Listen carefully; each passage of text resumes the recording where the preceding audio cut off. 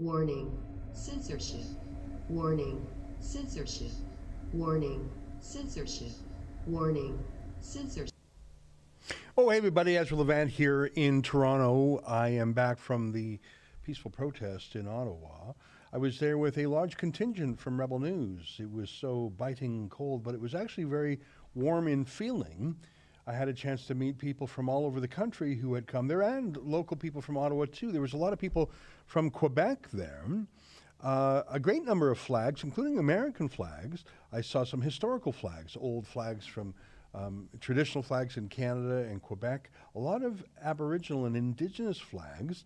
What was so interesting to me was to realize how much of the trucking industry is people of color, Indigenous folks. It made it all the funnier that critics of the protest went to that liberal go-to of "you're racist" or whatever. When so many of the truckers and the protesters there were visible minorities, and so many of the defamers were old stock Canadians, white people like Justin Trudeau themselves. I want to show you one of my favorite clips from the moment, from the weekend. I think you saw this before. We're going to talk about a lot of things today. One of my favorite clips is when Lincoln Jay was talking to some little woke counter-protester, and in comes someone who was definitely off script. I'll let it speak for itself. Take a look. What did it say, sir? So it says, F your white nationalist agenda. I am not a white. This is nothing to do about white. This is nothing to do with truckers. This is about freedom for all of Canadians. You can be brown, black, white, blue, whatever color you want to be. This is about freedom. And Trudeau has no right to put us in this condition of mandates throughout the country. Children are not going to school. It's a terrible thing to do. What a good guy. What a good egg. And the use of the word freedom. I heard the word freedom said more often in the last 48 hours than I have anywhere outside the precincts of the Rebel World headquarters in years. And I kid you not, I was walking down Spark Street, which is a couple blocks south of Parliament Hill. I was just walking, and there was two folks walking about 20 feet ahead of me. And I swear to God is my witness, they were just spontaneously singing, "Oh, Canada." When was the last time you've seen that? Just people they weren't putting on a show. I was about 20 feet behind them. They didn't see me. They were ahead of me. There was no one else on the street there. They were just singing it. That's what they were thinking about. That's how they were feeling about things. I saw more Canadian flags there, and I saw more homemade signs. There were a few prefab signs from our friends at the Justice Center for Constitutional Freedoms saying things like informed consent or fight for your rights or whatever. I saw that, but other than those, and maybe I saw 100 of those prefab signs from the Justice Center, but other than that, they were all homemade. This was a protest by people, 99% of whom had never been to a protest before in their life. I can tell you that. And you could sort of see that because they didn't really know what to do. Was it a celebration? What were they going to do? Was there going to be official speeches? There really weren't official speeches at first. There was no stage. There was no program. There was no MC for the proceedings. I used to work in Parliament Hill, actually, about 20-odd years ago. And quite often there were formal protests on the lawn with a stage and a PA system, and someone would call it to order, and there would be some dignitaries or politicians. There was none of that. About halfway through the day, I think it was on Saturday, someone found a PA system, pretty low-powered PA system, frankly, and put it on the back of a flatbed truck, and it was turned into sort of a makeshift stage at the last moment. But they were literally inviting anybody up to talk on it, which was fun. And they invited me to go up, and I didn't really have I didn't have anything prepared, and I didn't want to take up too much time. It was not my show. I was there as a journalist, really, but also as a supporter, obviously. Oh my God, it was cold. I got to tell you, it was so cold, and it was minus 22. And the thing is, I don't have gloves that work on a cell phone, like, I mean, we do our work on our phones. We film on our phones and we type. So I had to take my glove off because I didn't have the fancy gloves to work on the phone. I swear in like 30 seconds you would start to get frostbite. I was so worried. Anyhow, so it was, I'm not complaining. I'm just saying the fact that there were tens of thousands of people there in minus 22 degrees Celsius, I think it dipped down to minus 24. When you're that cold, it may as well be minus 40, really. That's incredible. Like, if the weather was like 0 or plus 10, I don't know how many people would have been there. Like, to have that many people when it was minus 22 or whatever. Anyway, I kept my speech mercifully brief. You can see the steam from my mouth. But can I play for you the speech I gave?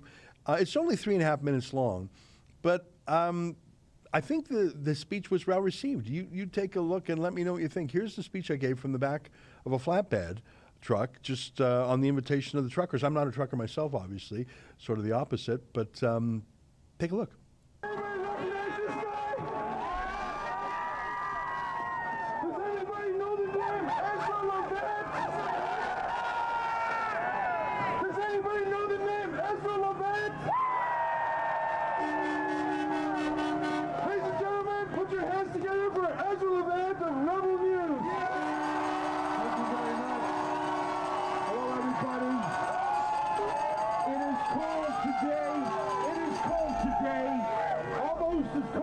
Justin Trudeau's heart. It's great to be here, and on behalf of Rebel News, I salute you, and I say keep speaking truth to power, but I want to tell you what excites me the most about this crowd. I see a lot of cameras, a lot of independent journalists, because when people say, what do we do about the media? I say you become the media, that's what you do. The media acts like a party, the media party. It's a subsidiary of the Liberal Party. So you've got to tell the story yourselves. Everyone who was here, everyone who was along the road has to bear witness and testify to what they saw. Because there's two competing narratives. The government says you're racist.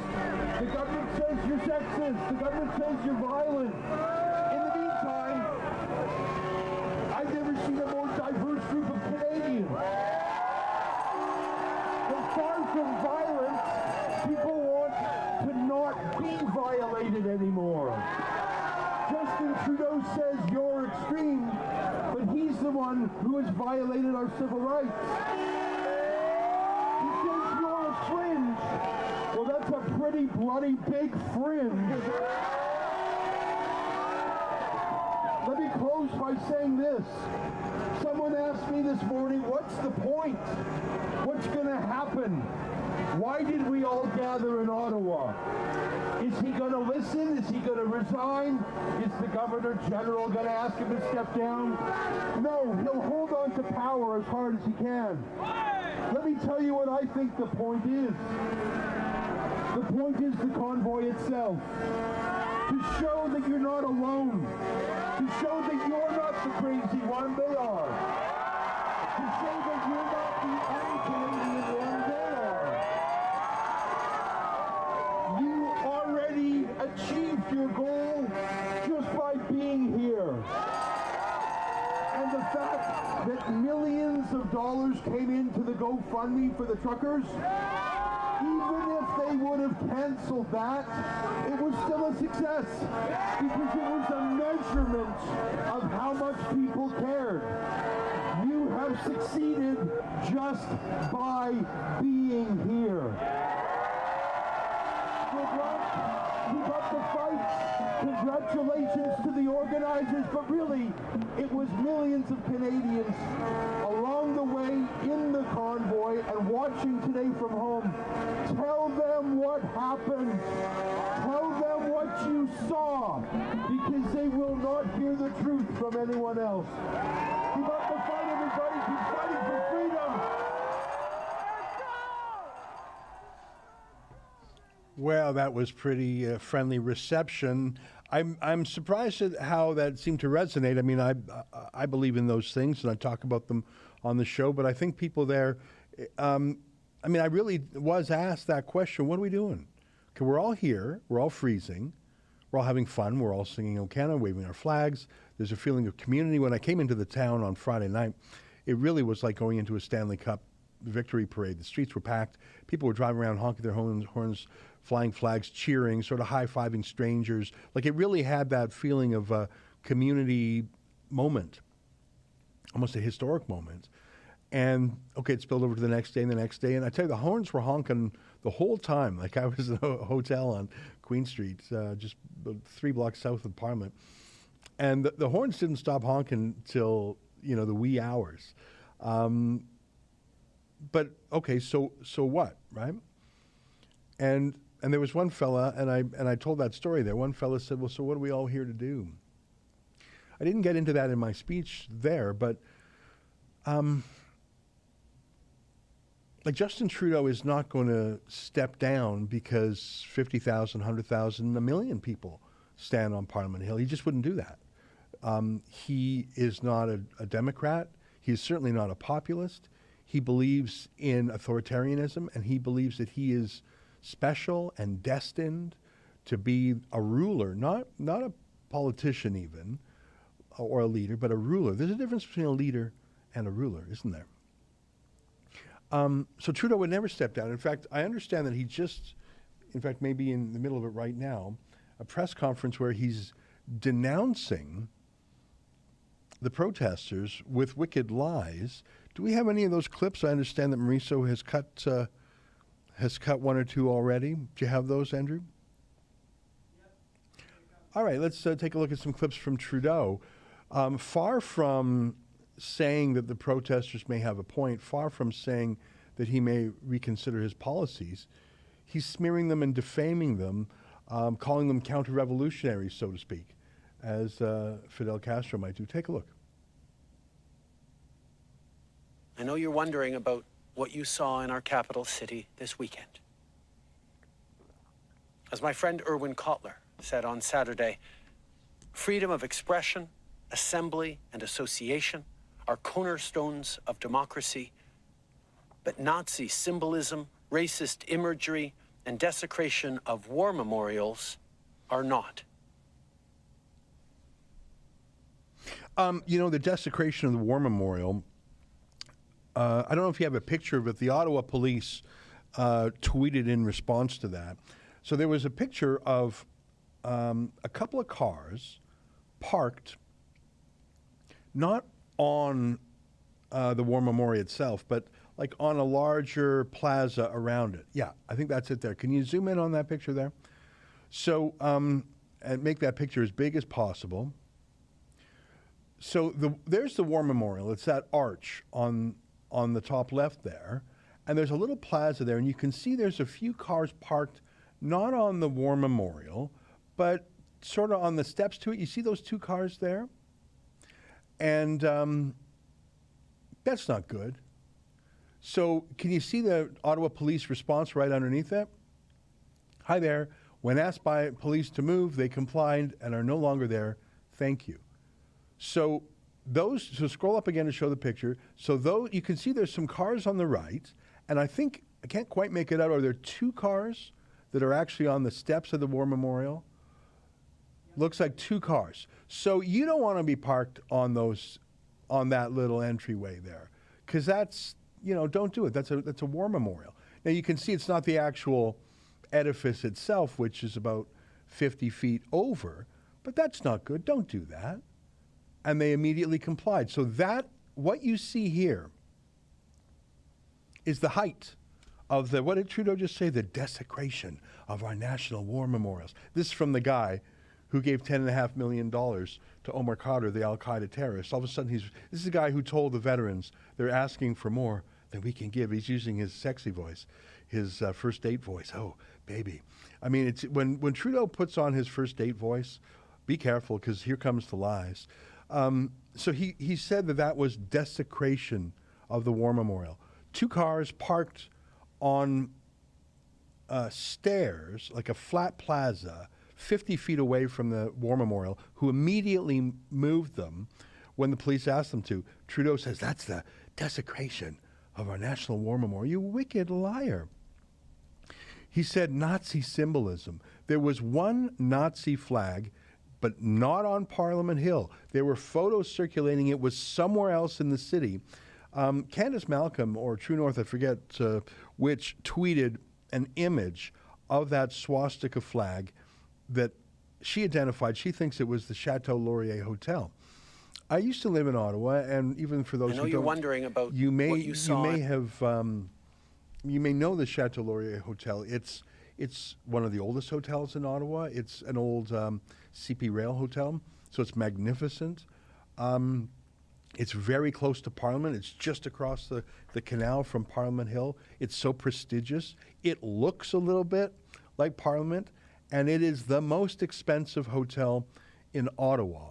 And someone said to me that these days rooms are about $800 a night, and he explained the reasons why. I haven't checked. The idea that some trucker with a swastika flag would be staying at the Chateau Laurier for $800 a night is so far-fetched and so absurd and so laughable. You have to be a Trudeau Liberal not to be alive to that. I mean, these truckers, they often sleep in their cabs, and if not, they're sleeping in a motel. They're not spending $800 a night. And if you have a swastika flag and you're at the Chateau Laurier isn't just the most expensive hotel. It's the ultimate insider establishment hotel. There's never a moment where there isn't some cabinet minister or some lobbyist or some insider in the lobby bar there. It's so obviously a false flag, but that's all the media talked about. And so now Trudeau is citing it as fact. I want to show you one more thing. I tweeted this video. There's a great TikTok vid I tweeted. I think I just said on Terry Fox. If you can grab that from my Twitter feed, Andrew. So there's a statue of Terry Fox, and I saw it when I was there. And someone put a Canadian flag over his shoulders. And then someone else put a sign in his hands that said freedom. That's it. No one knocked it over. No one painted it. Here, take a look at this. Take a look at this. Here's a guy doing it, and see how big you can get that. Here's a guy I found on TikTok who had a great response. Take a look at this. You know, I don't remember anybody crying foul when you guys were using Terry Fox to promote your little agenda for your masks. By the way, it's not even an N95. I'm sure Terry didn't appreciate that. I don't remember liberals crying foul when they put a beanie on his head. Yard bombing Terry. No issues there? No? Respect to the LGBTQ, but I don't remember Terry Fox being part of that movement or running in any pride marathons. Although I guess, you know, if it suits the liberal agenda again, no problem. But if you think putting a Canadian flag on a national symbol of hope is desecration, then I bet you voted for Trudeau. So in closing, I'm gonna just quote Terry. I do what I do for the people who believe in me, not for the jerks who don't. And how many people ever get a chance to do something that they really believe in? I know a lot of people that showed up yesterday, heck, that are still there today. They believe in something. They believe in each other. So trolls, do your worst. And Terry, I'm pretty sure, but hope we're making you proud, bud. I really like that guy, but he nailed it. I mean, I don't know if you can find an image of the desecration of the Terry Fox statue. It wasn't desecrated. First of all, desecration, you can see the words there. It means to take away the sacredness of something. So you desecrate a church. You defile a church. So look at that. So they've got a flag there. There's a flag, and then he's holding a sign that says freedom or mandate freedom. And that was taken down shortly thereafter. And I mean, I don't think it does any harm. That's not an anti-Terry Fox. That's not painting him red. That's not beheading him, decapitating him, as Sir John A. Macdonald has had done to him, as countless other historic figures in Canada have had done to their statues. That's not, first of all, you can't desecrate a Terry Fox statue. He's not a saint. He's not a church. He's a great Canadian who did something great overcoming tremendous adversity, inspiring a nation. I accept all that. But he's not actually sacred. I mean, maybe you mean that in the secular sense. Fine. I mean, a great Canadian, for sure. He belongs on our $10 bill. You put a "O Canada" or a Canadian flag cape on him. That's not desecration. The lies being told by the media party and the Liberal Party to besmirch that's desecration. And by the way, at Queen's Park, which is the provincial capital in Toronto, there's a statue of John A. Macdonald they put in a giant coffin. Like the government itself built a wooden coffin around it so you didn't have to be triggered by looking at it. That's desecration. Yeah, Trudeau's lying, of course. Well, we had a great weekend. We had a lot of folks down there. And I tell you, just walking around, it felt great. A lot of people recognized our Rebel News teams or even just the Rebel News microphone flag. And it felt wonderful. Sheila hosted a live stream on the weekend. I just checked. On Rumble alone, it got over 300,000 views. I bet that's more views than the number of people who watched The National on CBC that night because no one trusts the CBC. I see that Trudeau's, do we have any more clips? I see that Trudeau has said he refuses to meet with the truckers. And the reason he gives for that is he disagrees with them. Apparently, he'll only meet with people who agree with him. That's going to be tricky, given that he only got 32% of the vote in Canada, implying that 68% of Canadians don't agree with him. And that was in 2019. I think he's gone downhill since then. I'd be surprised if, I haven't looked at the latest polls, but let's say 70% of Canadians disagree with them. Is he not even going to talk to the 70% of people who disagree with him? That's a tyrant for you. Take a listen. Oh, well, I think we got it live. Go ahead, play what you can live. Par rapport aux frontières avec les Américains, il y a eu des choses sur lesquelles on s'est aligné, on s'est très bien travaillé. Il y a eu d'autres choses sur lesquelles on est moins aligné, mais à chaque fois, je démontrais et j'insistais que chaque pays peut et doit faire ses propres décisions par rapport à sa sécurité publique. Mais évidemment, puisque nous suivons la même science et les mêmes genres de conseils d'experts, ça ne doit pas être surprenant que les mêmes principes sont en jeu quand on amène des mesures pour protéger les citoyens. Operator, next question. Thank you. Merci. The next question from Tanda McCharles, Toronto Star. Please go ahead. Yes, Prime Minister, you said that Aaron O'Toole has to think carefully, but he did meet with some truckers on Friday.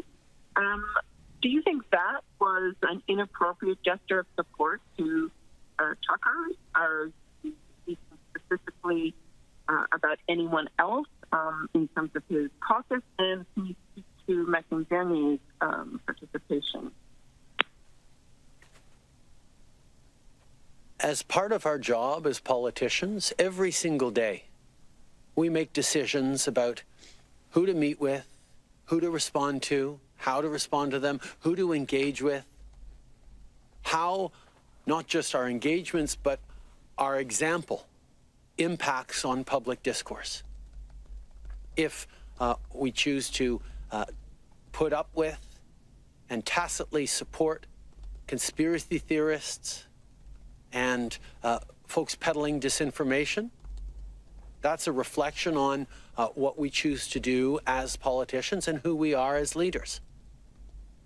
Obviously, I'm going to trust in Canadians' understanding of the kind of responsible leadership that is needed right now. And I'm sure Canadians are watching what all politicians are doing right now and remembering who is choosing to stand up for what and for whom, and what choices they are making as leaders. I think. Turn down the mic just for a sec. Turn down the volume on him just for a second, Andrew. You know, what's fascinating about what we just saw there is it's a question for Justin Trudeau, about Justin Trudeau. But even when you have Trudeau besieged by 100,000 truckers or whatever it is, You notice that question from the media party? It's an attempt to hold Erin O'Toole to account. Now, Erin O'Toole is a pitiful, lame duck opposition leader. But even in a Trudeau press conference, the media party tries to hold the opposition leader to account. What a sick thing our media is. Turn up the volume again. Let's hear it more. Ottawa can get back to work, that citizens can go to their jobs, that parliamentarians can continue to do the important work of serving Canadians, of upholding our democracy. Yes, there is a right to protest. There is a right to make your voices heard loudly and clearly. There is not a right to shut down our democracy or our democratic processes. There is not a right to abuse, intimidate, and harass your fellow citizens who are trying to go about their business, trying to live their lives, and not necessarily in agreement with what you are doing. Opératrice, prochaine question. Thank you. Merci. La prochaine question, Raphaël Pirot, Agence QMI. La parole est à vous. Oui, bonjour, Monsieur Trudeau. Je voulais savoir, donc, le ministre des Transports avait dit récemment, comme All right. quoi... Yeah, there's some irony there. Well, I don't know if there's a translation on this feed, but so the question for him was about the truckers, and he says, "We've got to get back to work. You've got to stop shutting down business. Businesses have to get back to work. Parliament has to get back to work. You're shutting down democracy." No, actually, they haven't shut down democracy. The Parliament has met less often than it ever has in its history. That was at Trudeau's direction. The lockdowns across Canada have happened for 2 years, not for 2 days. The chutzpah of Trudeau saying that these truckers are what shut down, locked down the economy or Parliament is such a big lie. Only a media party journalist could believe it. All right, let's hear what he says. Encore sur la table. Et si c'est encore sur la table, pensez-vous que ça risque de jeter de l'huile sur le feu? Je ne veux pas aller trop And can loin you dans find a les feed that's in hypothèses. English or On est translated en so we train can de hear the regarder, French part too? d'amener des mesures concrètes. Let's read some super chats in the meantime while we find a feed that has some English in it. Harper will always be my PM, says, laugh out loud, Justin Trudeau following rules for the first time, eh? I do not think he knows how to follow rules in the first place. Harper, again, at $3. That brainwashed masked character holding the FU sign should really mask up. One is not enough. Kameda, $20, thank you. Done with the COVID-19 health emergency hoax? Then remember to laugh. The virus may be real, but the emergency is not. Truck on truckers. Yeah. How many years does a permanent emergency, can you still call it an emergency? Or that's just a new authoritarian way of living? Private property, $10. Viva Fry is live right now on the streets of Ottawa, and he said, "You were awesome, Ezra." That's nice of him to say. Shauna Marie, $10. Can you air and comment on the live Justin Trudeau now, Ezra? Yeah, we'll get back to that in 30 seconds. I just want to read a super duper contribution from David Bird for $100. Hope to see a local convoy head to Tofino, where it's believed he's hiding out. If he has COVID, then why is he traveling? Well, as we see, he's actually, I think he's in Ottawa. So let's go back to that live feed now.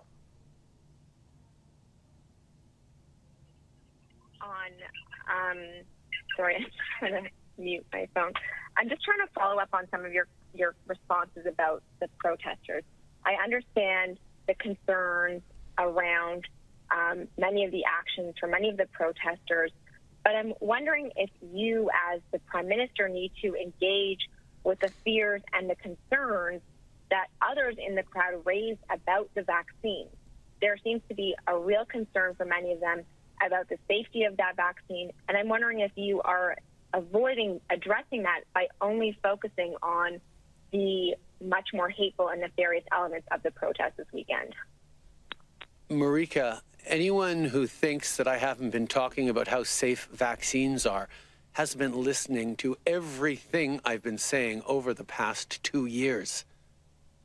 Vaccines are safe and effective. The way we get through this public health crisis, get back to the things we love, is by trusting science, by trusting the facts, by being there for each other, by stepping up for each other. We have been hearing people hesitant about getting vaccinated for well over a year now.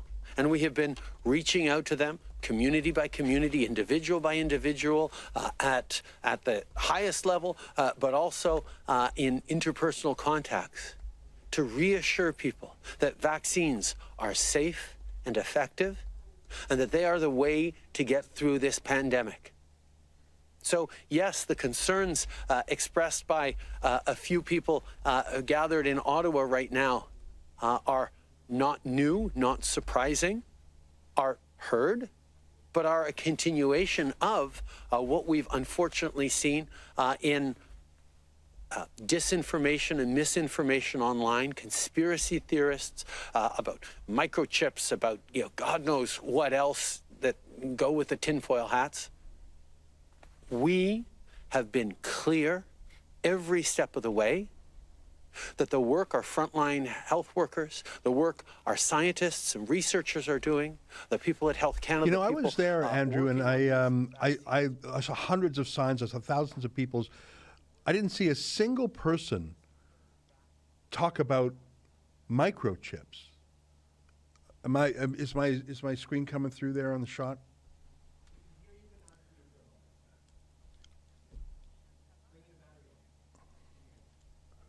Folks, sorry, we've lost some power on the video. Why don't we put Justin Trudeau back on?